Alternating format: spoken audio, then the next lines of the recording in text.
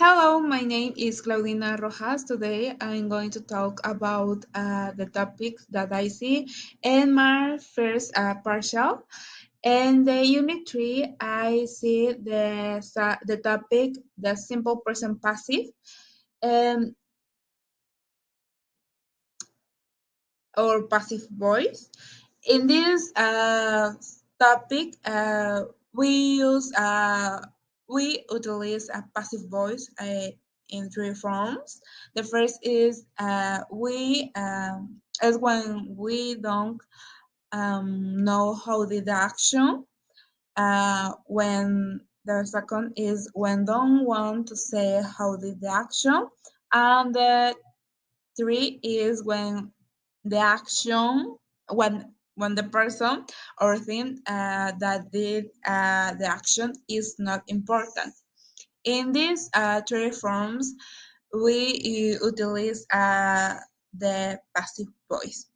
The structure of the passive voice is object. The object is the most important in this passive voice. The verb to be, is or are, the verb in past participle, and the complement.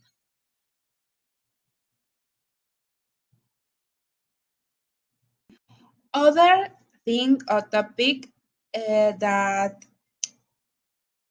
is important in the passive voice for the structure is the active voice. And the active voice, the structure, is the subject, the verb, the object, and the complement. And the active voice, the most important is the subject. And in the passive voice, the object is the most important.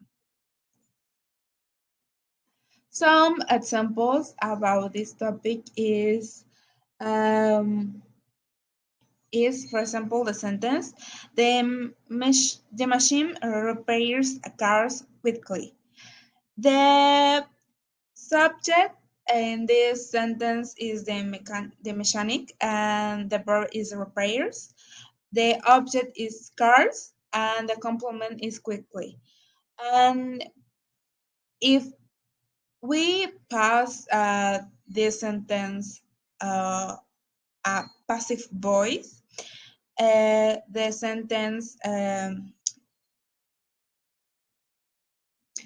sentence will be cars are repaired quickly. The object is cars. Uh, we add the verb to be, is are, more verb and past participle, and the complement. I think that the most hard in this subject was that I don't know how difference between in the two in active voice and a passive voice. What are what was the most important in each one? But I think that I understand in this moment.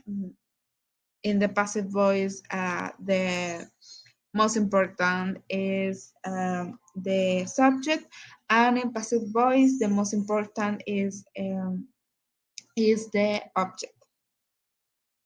The next topic that I see in the unit 3 is the verb plus ing and to plus verb and position of note.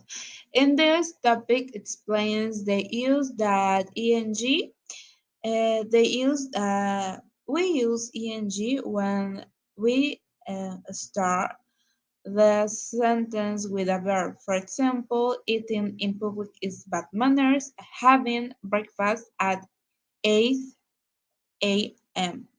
Okay, if the negative form is add not before the verb. For example, not eating in public is bad manners. Not having breakfast at 8 a.m. The other rule for use ing is if we use a preposition uh, and the next word is a verb. In this situation, we use ing. For example, you can offend people by eating in public. The preposition in this sentence is by. Other prepositions can be behind, in, at, on, for, by, from, about, besides, after, before, etc. Okay, for the use of to plus verb, uh, this is utilized for if we start the sentence with it, the verb goes with to. For example, it's impolite not to shake hands.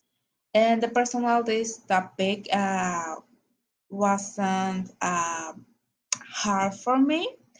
The explain or the explanation in the class was specific and easy. The topic that I see in the unit 4 was be supposed to, was, were, going to. Okay, in this topic, explain the use that of each one.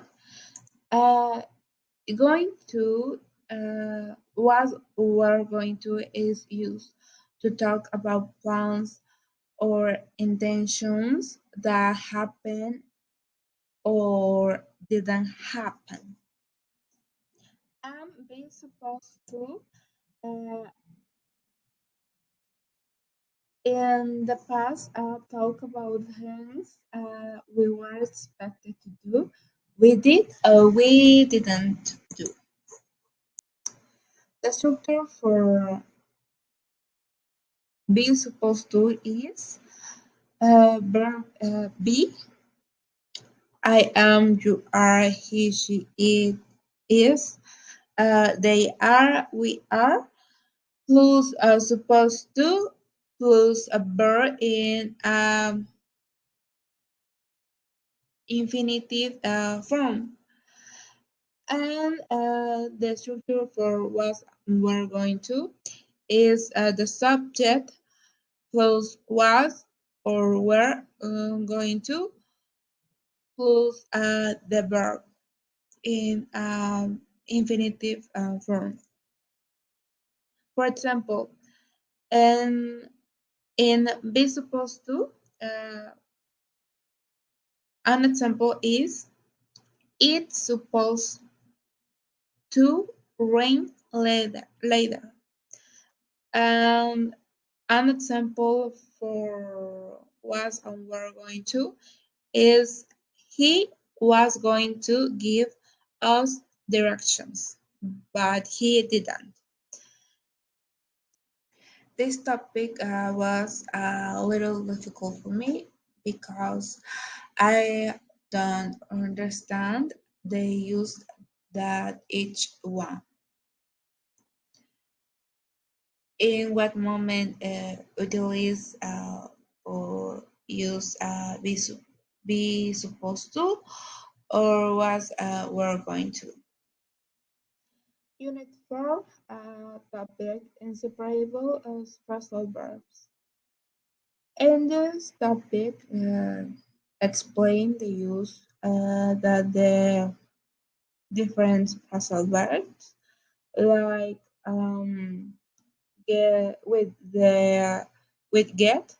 For example, get off, get over it, get out, get away, get out, get around, and more. For example, get off, meant leave of a place. Get out of meant escape. Get it is understand. Get over, pass, or forget. Get going, we have to continuous. Um, get away with, get away with, uh, chic. Um, get used to is accustomed to or be familiar with. Um, get the feeling is have a hunch. Get a home is return or arrive. Get through is survivor. Get to know, meet, be familiar. Um, get around to, um, have a chance. Any phrasal verb with prepositions, for example, to. The next part uh, is with eng, except in the negative form. The structure for inseparable phrasal verbs are verb plus particle plus object. Some examples are I hope I can get through the reception. And the other structure is verb plus particle plus preposition plus object. An example is um, can I get away with wearing pants? No, you can get away with it. I don't have any problem with this subject. Okay, the next topic is the passive of modal verbs. Okay, the passive form is used to express the idea of something or someone receive an action. And the modal verb is a type of auxiliary verb that don't have a meaning, but they but can modify the main of the verbs. The structure for the passive voice and modal verbs is first modal verbs plus verb to be plus past participle. For example, um, the legal age could easily be changed. Something must be done about it. The law of to be changed. I think that the only problem that I had in this topic was that I don't understand the use of the modal verbs. And I think that this only is the only problem.